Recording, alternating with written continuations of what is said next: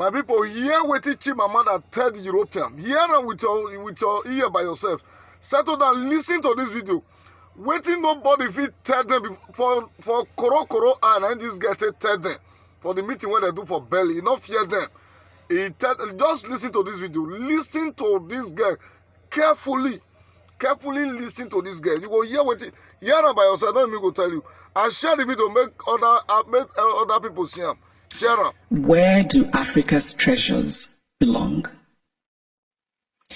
Now imagine this headline differently. Imagine if it said, where do Germany's treasures belong? So I'd like to tell a small story about a Nigerian woman who's married to a Belgian and has lived in Belgium for many years. She said once that she was shocked that her son, while being taught Belgian history, was taught nothing about Congo. They teach my son in school that he must help the poor Africans, she said, but they don't teach him about what Belgium did in Congo.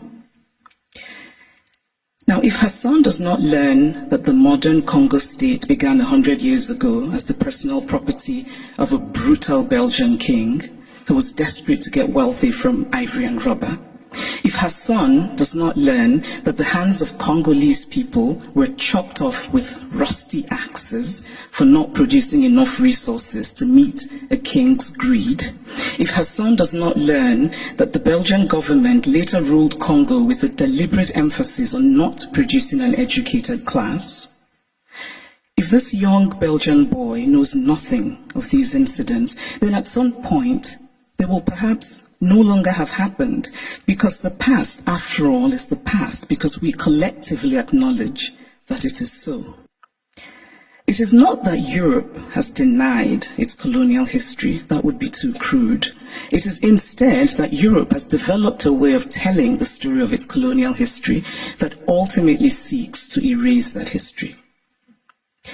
The former French Prime Minister, Nicolas Sarkozy, gave a now infamous speech in Senegal, in which he said, "I have not come to deny mistakes or crimes. Mistakes were made and crimes committed, but no one can ask of the generations of today to expiate this crime perpetrated by past generations."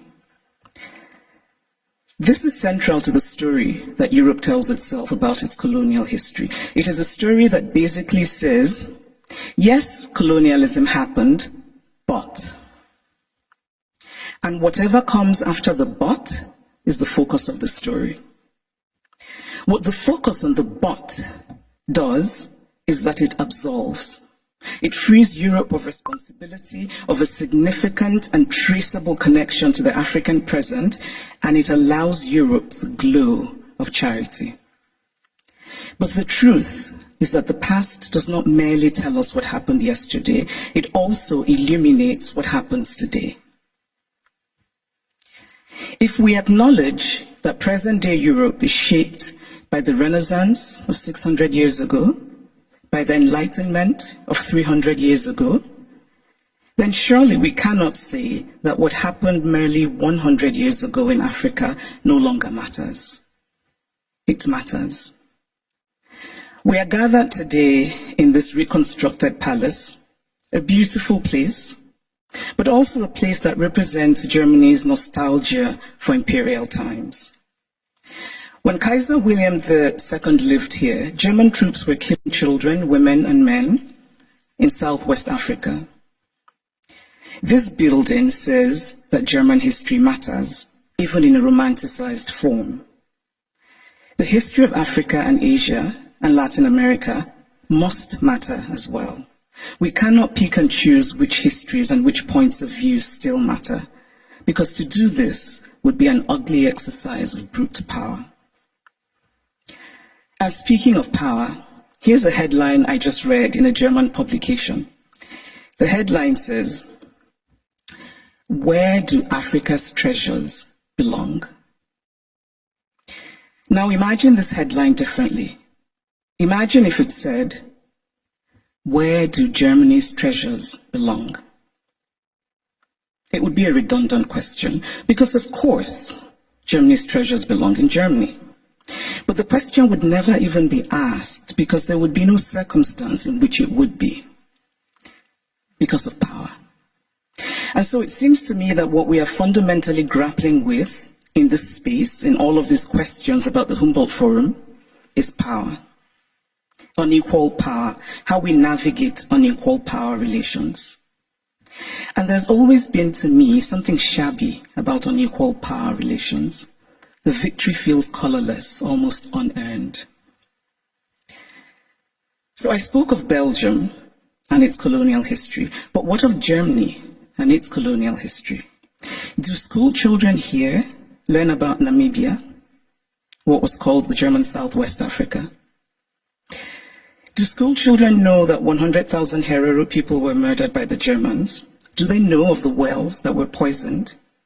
Do they know of the women used as slaves and others as slaves in German camps? Do they know of the Nama people killed and of the Maji Maji revolt in German East Africa? And why should they know? Because to tell only one part of a story is essentially to lie. A story is true only when it is complete. Germany is Beethoven, and Germany is Bach, and Germany is also its colonial atrocities that have resulted in hundreds of African skulls being stored in the basement of museums here in Berlin, skulls of men whose spirits cannot be at rest, men who could well have been my great-grandfather had I happened to have been born in Eastern rather than Western Africa. It is only fair to fully own all of the stories of Germany. All countries have parts of their pasts that they're not proud of, that they would rather forget. But it takes courage to face those parts and bring in some light. And this is a time for courage. The courage to hear dissenting voices, such as those of the people who are outside right now protesting. They should be heard and included. They have valid concerns. The courage not merely to say, we take your criticism, but to follow it with action. The courage to say, we were wrong. The courage to say about art acquired illicitly, this is not ours. Tell us what to do with it. The courage to do provenance work and to actively use local knowledge. The courage to act and to act now and not become crippled by endless planning and endless talking. The courage to believe that it can be better. We cannot change the past, but we can change our blindness to the past. And why, by the way, is the term ethnological used for art from certain parts of the world and not art for other parts of the world? And then in discussing some of this art that we term ethnological, and I would argue that the language itself already suggests a hierarchy of value. When we talk about this art that was stolen, we're told that they cannot be returned to Africa, for example, because Africans will not take good care of them. It is not merely condescending to say, I cannot return what I stole from you because you will not take good care of it. It is also lacking in basic logic. Since when has the basis of ownership been taking good care of what is owned? This position is paternalistic arrogance of the most stunning sort. It does not matter whether Africans or Asians or Latin Americans can take care of the art stolen from them. What matters is that it is theirs. The brilliant Nigerian artist Victor Hikameno put it much better than I could, and in very Nigerian terms. He says, if I come and steal your wrapper, and I say I won't give you back your wrapper because you will not tie it properly around your waist, or you will not wash it well, and so the colors will fade, or this or that, all are irrelevant. The wrapper is mine, and I can do with it what I will. Give me back my wrapper because it is mine. The metaphorical wrapper, for those of you who are befuddled by wrapper, it's a piece of cloth. should be returned for the reason that Ahika Menor illustrates, which is respecting the property of others, but also because Europe has defined itself as a place of certain values: progress, liberty, fraternity, tolerance, individual rights, and most of all, the rule of law. A nation that believes in the rule of law cannot possibly be debating whether to return stolen goods. It just returns them. And so if the dignity of those from whom the art was stolen does not matter, then surely this idea should matter, that Europe should be what it claims to be. Live up to the ideals with which you define yourself.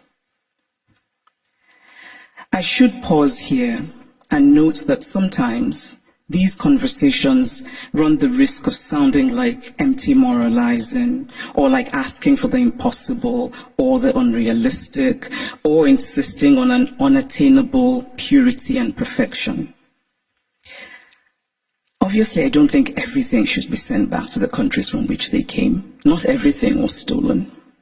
But those things that are sacred, those things for whom people were killed, those things that have in them the stain of innocent blood, should be returned.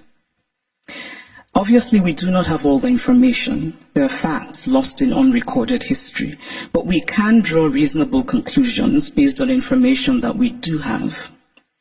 We can deduce, for example, that the Ngonso, the beautiful sculpture of the founder and guiding spirit of the Nso people of Cameroon, a former German colony, could not possibly have been obtained under benign circumstances, because why would you willingly give up your guiding spirit?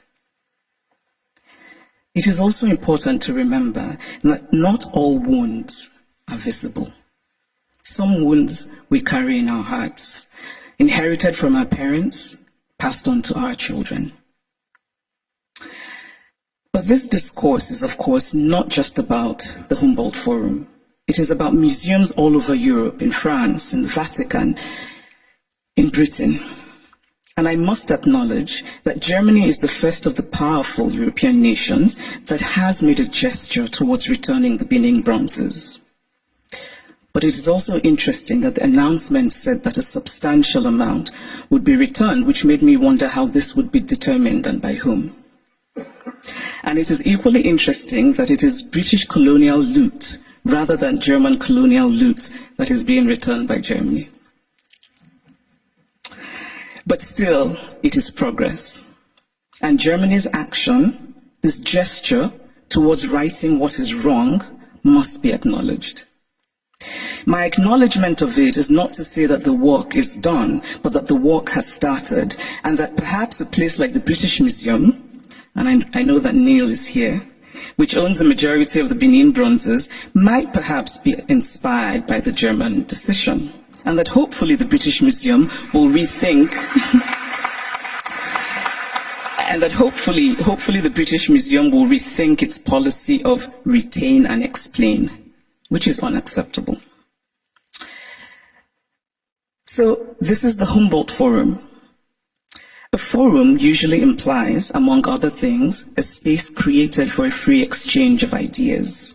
One can only hope that the Humboldt Forum will live up to its name as a space for true intercultural and transcultural exchange of ideas in mutual respect between the cultures.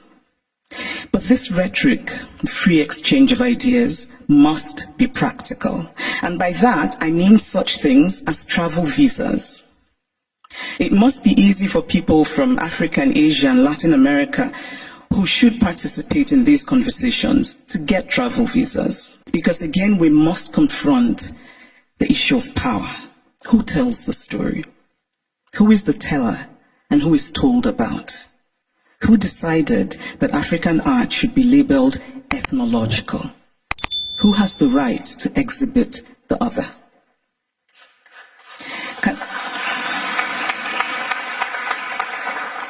In conclusion, I want to say that I believe very much in dialogue. And I really believe that we can recreate the world by acting more courageously. To act with courage is to have concrete hope in a better future. We carve out a small space of the world, we shape and we reshape it, and in that way, small slice by small slice, we walk slowly, yes, but we walk on the path to real progress. Courage and hope are intertwined. Courage is an act of hope, and hope is born of courage. Acts of courage create hope, and there is nothing more essential to the human spirit than hope. So here's to courage. Thank you. Oh my